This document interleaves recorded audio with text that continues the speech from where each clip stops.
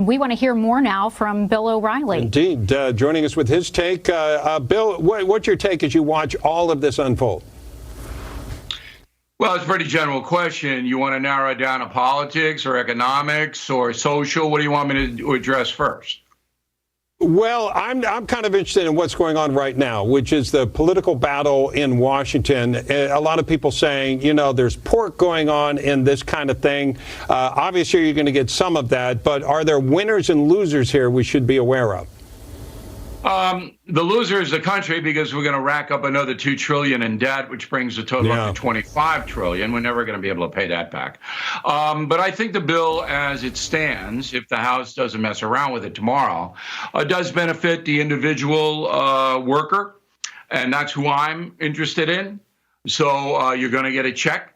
Every kid you have, you'll get $500 on that. And this is anybody making $75,000 for an individual, $150,000 for a couple on down. I think that is something that people need. As far as the loans, and I hope most of the grants to major corporations are loans that will be paid back, like in 2009. As far as small business is concerned, it's a little dicier. Some of these businesses don't have a big margin, and to pay back a loan might be very difficult. But I think overall, the bill obviously is needed. And I'm sorry it took so long, because the Democratic Party loaded it up with all kinds of Green New Deal garbage. And the Republican Party didn't want accountability in the distribution of the funds. So both parties did things they should not have done. Now let's talk about the coronavirus itself. You're saying this isn't the last virus we're going to see, and there may be some evil people out there that might try to use it one day down the road. You were writing a column about this, and interested on your thoughts about how this is unfolding. All right, the column is called The Contagion Chronicles, and it is on BillO'Reilly.com. This is where we do our news presentation every night, as some Newsmax viewers know.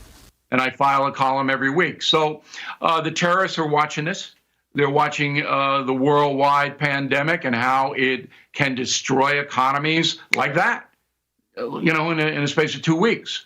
So biological warfare has been with us since World War II, even going back to World War I. They had the mustard gas and all that. Now, many nations have this biological stuff. They already have it. It's already weaponized. And if the terrorists get their hands on it, all hell could break loose. And that started the Iraq War, because the UN weapons inspectors were expelled by Saddam Hussein. President Bush the Younger thought that they did have the bioweapons and went in and deposed Hussein. So that's what started that war. So now, with this pandemic, very, very intense, the bad guys are watching it closely.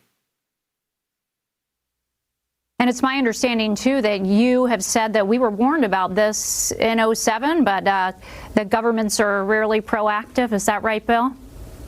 Yep. The BillO'Reilly.com investigative team unearthed a report out of the University of Hong Kong that warned the world in 2007 that Chinese people were eating horseshoe bats, infected horseshoe bats.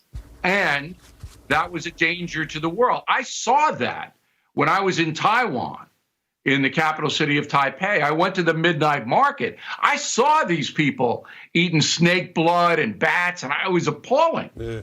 And that's been going on a long time. And that's where the virus originated. Who do you think should do better planning as far as this kind of threat is concerned? Do you think it should fall more in the states? For instance, you have the whole respirator question. Cuomo saying that the government should have done more. How do you think this should be handled? Look, we owe $25 trillion. We're not going to be stockpiling a lot of stuff. That's number one. We've got to be realistic. Nobody thought this thing was going to come. Nobody in a million years thought it was going to devastate the world the way it had. We have enough equipment to handle 330 million people in their day-to-day medical situations. We have enough hospitals. If you look at the death rate in America compared to Italy and Spain, which have socialized medicine and all the government-run stuff, we have private. all right, it's 8-9 times higher, the death rate in Italy and Spain, than it is here. So our medical system works okay, but we're never going to be able to anticipate disasters like this. That being said, now we need more respirators. Let's get them. I mean, we're a big country. Let's go down the list, work with the Centers for Disease Control in Atlanta, and figure out what we need to protect our population. Now, one of the reasons you say that we weren't ready for this, in another column you wrote the other day, is the impeachment was a waste of time, and it kind of took our focus off of other things. And certainly the president, it was his time taken up with this as well. There's no question about it. This popped out of China on New Year's Eve. I warned on BillO'Reilly.com on January 22nd. The president stopped flights from China on January 29th, I think, or the 30th. All right, a week after my warning. I think I was the first in the media. I could be wrong, but I think I was first. Parallel to that was 3 weeks of impeachment mania. And I warned about it, but I wasn't paying attention to Wuhan. I was paying attention to impeachment, as was the president, his whole cabinet, the federal government, and all the press. So this bogus impeachment garbage distracted from the growing danger in China, and there's no question about it. It's a parallel run.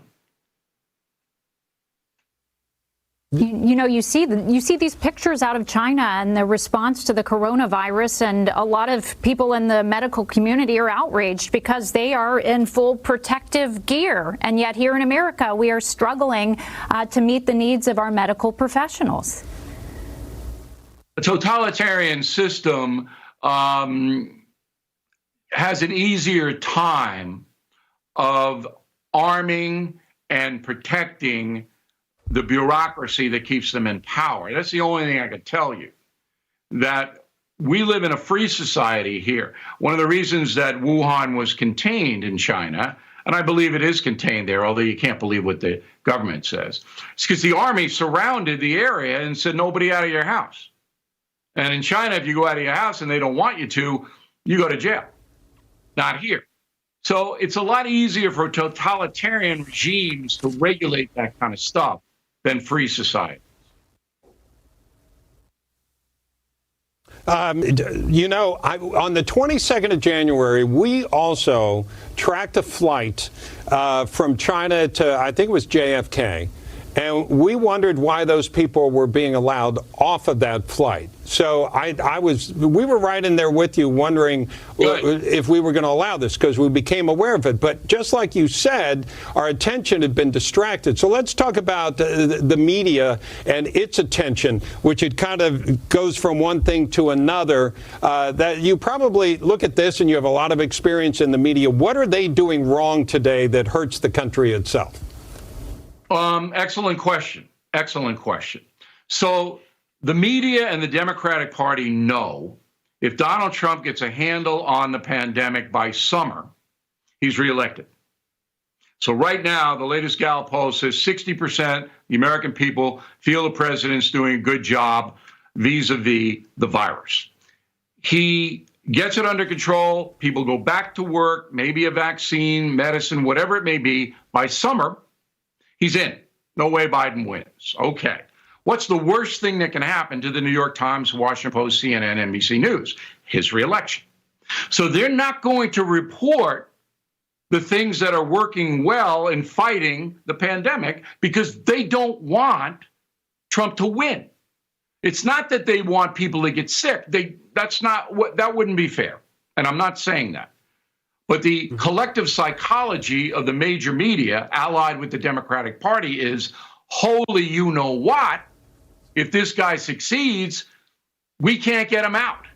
Therefore, they will downplay any kind of effective measures the federal government will take.